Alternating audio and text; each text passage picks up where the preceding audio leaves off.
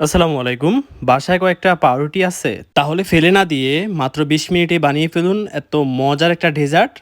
দেখতে অনেকটা কেকের মতো, আর ঠান্ডা করে খেলে স্বাদটা হবে একদম অসাধারণ। চলুন বানিয়ে ফেলি সহজ এই ব্রেড কেক ডেজার্ট। রেসিপিটি যদি আপনাদের ভালো লেগে থাকে অবশ্যই চ্যানেলটি সাবস্ক্রাইব করে দিবেন। আর স্বাদ নিয়ে গ্যারান্টি দিতে পারছি ১০০তে ১০০ হবে। প্রথমেই আমরা পাউরুটি প্রস্তুত করে নিব। এখানে আমি নিয়েছি ৪ পিস পাউরুটি। পাউরুটিগুলো ছোট ছোট টুকরো করে ব্রেডের ব্লেন্ডার জারে আমি দিয়ে দিচ্ছি। আপনারা আপনাদের পছন্দ মতো ছিঁড়ে বা কেটে নিতে পারেন। ছোট টুকরো করলে তাড়াতাড়ি ব্লেন্ড হওয়ার সুবিধা আছে।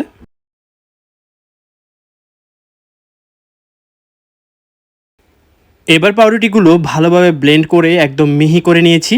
দেখতে পাচ্ছেন সুন্দর ব্রেড ক্রাম্বস তৈরি হয়ে গেছে। এখন আমাদের ব্রেড ক্রাম্বসগুলো বেজে নেওয়া পালা। আমি আগে থেকে একটি প্যান চুলায় বসিয়ে রেখেছিলাম। এই পাউরুটির গুঁড়োগুলো দিয়ে লো মিডিয়াম হিটে প্রায় ৫ মিনিট হালকা করে ভেজে নিব। এতে পাউরুটির কাঁচা গন্ধ চলে যাবে এবং ডেজার্টের ফ্লেভার আরও অনেক সুন্দর আসবে। আমি ৫ মিনিট পর্যন্ত এভাবে নেড়ে ছেড়ে বেজে নিব। আমি যেভাবে বেজে নিচ্ছি ঠিক এভাবে আপনারাও বেজে নেবেন। ব্রেড ক্রাম্বসগুলো ভালোভাবে ভাজার পরে আমি এগুলো একটা প্লেটে নিয়ে আলাদাভাবে রেখে দিব এক পাশে। এবার আমরা প্রস্তুত করে নিব ক্যারামেল, যেটা সবচাইতে বেশি ইম্পর্টেন্ট ডেজার্টের। আমি প্যানে 1/4 কাপ চিনি দিয়ে দিয়েছি। কিছুক্ষণ জাল দেওয়ার পরে সুন্দর একটা কালার চলে আসছে আমার ক্যারামেলের, দেখতেই পাচ্ছেন। চিনিটা সুন্দরভাবে ক্যারামেলাইজড হয়ে গেলে এবার এতে দিয়ে দিচ্ছি ১.৫ কাপ ফুল ক্রিম দুধ। ভালোভাবে নেড়ে ক্যারামেলের সাথে দুধটি মিশিয়ে নেব যতক্ষণ না চিনি পুরোপুরি গলে সুন্দর একটা ক্যারামেল মিল্ক তৈরি হয়। ক্যারামেলাইজড মিল্কের কালারটাই হবে জোশ। ক্যারামেলাইজড মিল্কে যখনই ১-২ বার ব্লক চলে আসবে, এবার আগে থেকে বেজে রাখা ব্রেড ক্রাম্বসগুলো এই ক্যারামেল মিল্কের মধ্যে দিয়ে দিচ্ছি। তারপর ভালোভাবে নেড়ে সব কিছু একসঙ্গে মিশিয়ে নিব। এইখানে কিন্তু অবশ্যই আমাদের ঘন করে নিতে হবে মিক্সচারটি। অবশ্যই এখানেও লো মিডিয়াম হিট ব্যবহার করতে হবে। চুলার আঁচটা অবশ্যই কমিয়ে রাখবেন। এই মিক্সারটা ভালোভাবে জাল করে নেড়ে যেতে হবে যতক্ষণ না ব্রেড ক্রাম্বস দুধটা পুরোপুরি শুষে নিয়ে মিক্সচার গণনা হয়ে আসে। আমারটা যেমন একবারে থিক মিক্সচার হয়ে যাচ্ছে। সাথে আমি দিয়ে দিচ্ছি ৪ চামচ দুধের গুঁড়ো। তারপর আবার ভালোভাবে মিশিয়ে নিব। মিল্ক পাউডার দেওয়ার পর মিক্সচারটা আরও ক্রিমি আর ঘন হয়ে যাবে। আমি ঠিক এমনটাই ঘন করে নিয়েছি, আপনারাও ঠিক এমনই ঘন করে নেবেন। এরপর আমি এখানে একটি মোল্ড প্রস্তুত করে নিয়েছি। আমি এখানে ৯ ইঞ্চি মোল্ড প্রস্তুত করেছি।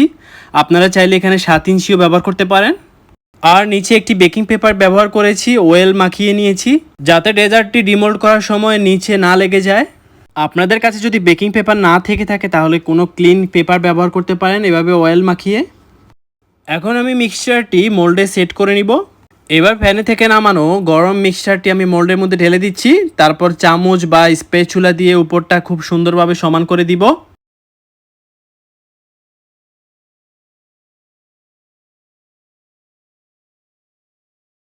মোল্ডটি আমি একটু জাকিয়ে নিব যাতে করে নিচে কোনো এয়ার বাবলস না থেকে থাকে। এখন আমি এটিকে ফ্রিজে রেখে দিব। ঠিক ১ ঘন্টা পরে আমি মোল্ডটি ফ্রিজ থেকে নামিয়ে নিলাম। আমি একটি চাকুর সাহায্যে মোল্ডের চারপাশ থেকে ছাড়িয়ে নিচ্ছি।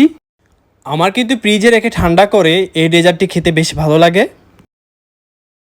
তারপর একটি প্লেটের সাহায্যে আমি মোল্ডটিকে উল্টিয়ে প্লেটে নিয়ে নিব ডেজার্টটি। আলহামদুলিল্লাহ, আমাদের ব্রেড কেক ডেজার্ট একদম সুন্দর সেট হয়ে গেছে। দেখতেই পাচ্ছেন কতটা সুন্দর টেক্সচার আর একদম পারফেক্ট আসছে। বাসায় এই রেসিপিটি অবশ্যই ট্রাই করবেন, কারণ এইটার স্বাদ কিন্তু অসাধারণ, মানে আমি বলে আপনাদেরকে বোঝাতে পারবো না। তো সবাই ভালো থাকবেন, সুস্থ থাকবেন, আর চ্যানেলটি সাবস্ক্রাইব করে দিবেন পরবর্তী রেসিপির জন্য।